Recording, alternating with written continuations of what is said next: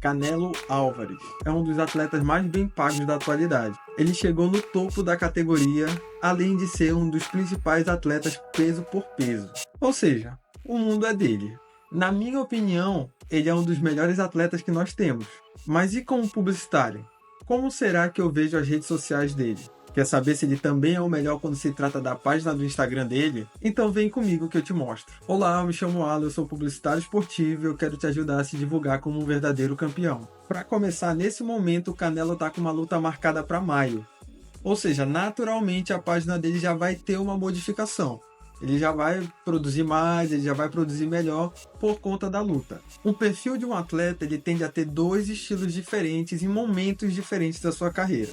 O primeiro dele é antes de uma luta, já com uma luta marcada, e o outro é quando ele não tem nenhum tipo de luta, quando ele não vai lutar e não pretende lutar naquele momento. São dois perfis completamente diferentes. Tanto em questões de postagens como em frequência, quanto mais próximo de uma luta, mais a rede social dele tende a se intensificar. Ou seja, ele interage mais no feed, ele posta mais nos stories e até conversa um pouco mais com o público. E isso costuma durar mais ou menos uma semana depois da luta, que é quando a galera ainda tá falando muito sobre aquilo e ele ainda precisa falar, mostrar um pouco mais os cortes, mostrar um pouco mais a luta, e acaba que ele continua esse hype ali do momento. Na verdade, isso aí só acontece quando ele ganha. Se ele perder, ninguém quer ficar na rede social mostrando que perdeu. Vamos falar sobre a bio dele, tá?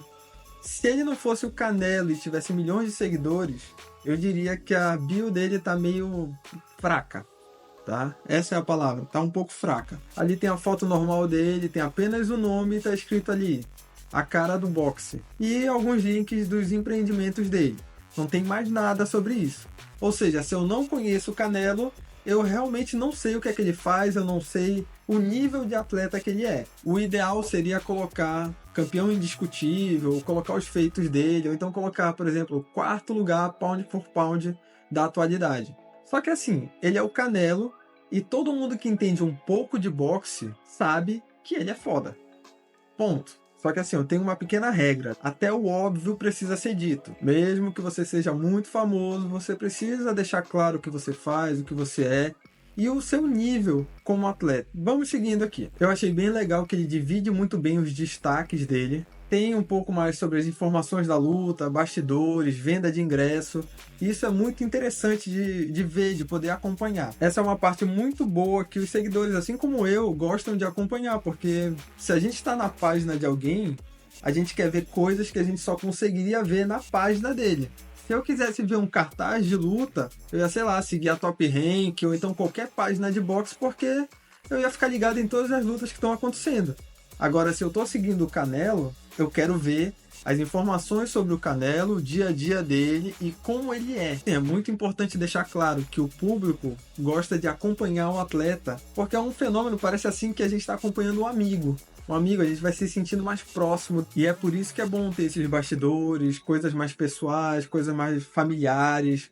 É bom a gente ver um pouco mais dessas coisas que não são tão formais assim. E aqui vai uma questão interessante para vocês, tá? Para vocês entenderem a diferença de um período de luta e de um período sem luta. Entre novembro e janeiro, o Canelo chegou a fazer um post por mês. Apenas um post. E só agora em março já foram 11. Consegue entender a diferença de frequência de postagem e de conteúdo? Assim, só para deixar claro que essa não é uma boa frequência ainda.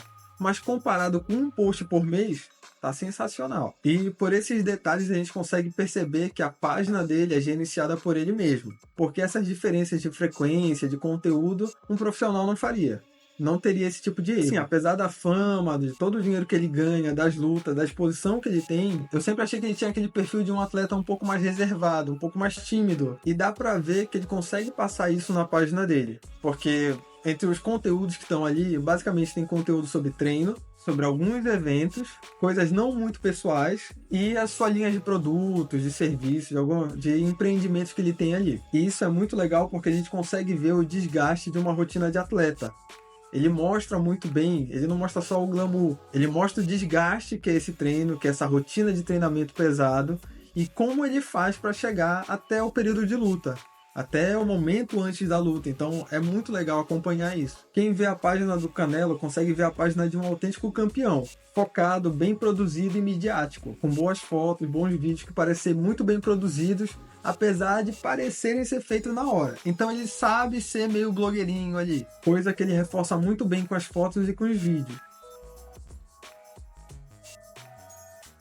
Esses são os pontos positivos. Agora, com os pontos negativos, nós podemos falar sobre a baixa frequência. Ele não posta tanto assim. E assim, eu imagino que seja porque ele sempre está esperando o melhor momento, a melhor foto, o melhor ângulo para poder postar. Resolvendo o problema da baixa frequência, ele poderia aproveitar muito mais os 17 milhões que ele tem. E lembrando, isso aqui é uma análise da página pessoal dele. Eu imagino que ele tenha muitas outras maneiras de se divulgar que não só a página dele. Mas e você? O que é que você achou da página do Canelo?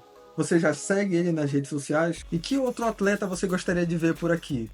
Conta aqui pra mim nos comentários e aproveita e me segue para mais conteúdos como esse.